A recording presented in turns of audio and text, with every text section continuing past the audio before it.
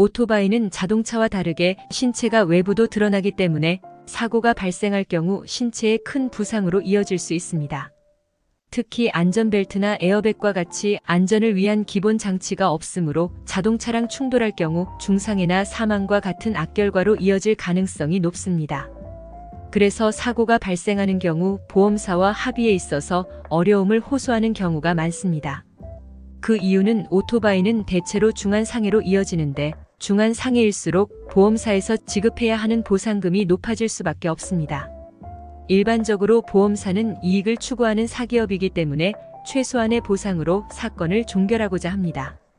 보험사는 기본적으로 사고가 발생하게 되면 보험사 약관에 따라 손해를 산정하여 합의를 진행하는데 경미한 접촉사고인 경우에는 보험사 약관대로 합의를 진행해도 큰 무리가 없습니다. 하지만 오토바이 교통사고로 인한 중상해 합의금이나 사망의 경우에는 가동 연한에 따라 일실수입을 산정한 보상금이 합의금의 대부분을 차지하는 만큼 성급히 보험사와 합의를 진행하는 것은 바람직하지 않습니다. 보험사에서 산정한 손해배상을 확인한 뒤 제대로 손해가 산정되었는지 전문가의 조력을 받아 검토하는 과정이 필요합니다. 그런 다음에 합의나 소를 청구해야지만 시간과 비용의 낭비를 막을 수 있습니다.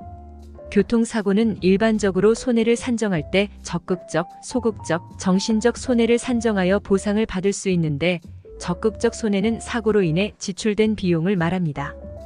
기왕 치료비, 향후 치료비 및 보조구, 개호비, 장례비, 신체 감정 등 부대비용 등을 말하며 정신적 손해는 위자료를 말합니다.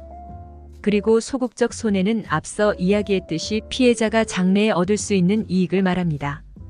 흔히 이를 일실수입이라고 하는데 이는 오토바이 교통사고 중상해나 사망으로 인해 더 이상 경제활동을 하지 못하게 된 만큼 계산해서 보상받는 것으로 일반적으로 가동 연한은 65세까지 인정하고 있습니다.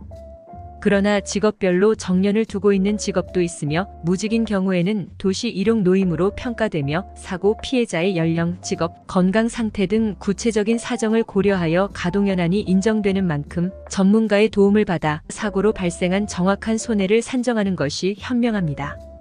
간혹 전문가의 도움을 받지 않고 혼자서 보험사와 합의를 진행하는 경우가 있는데 보험사는 자체적인 법률 및 의학 자문을 받는 대기업이기 때문에 절대로 손해보는 보상을 해주지 않습니다.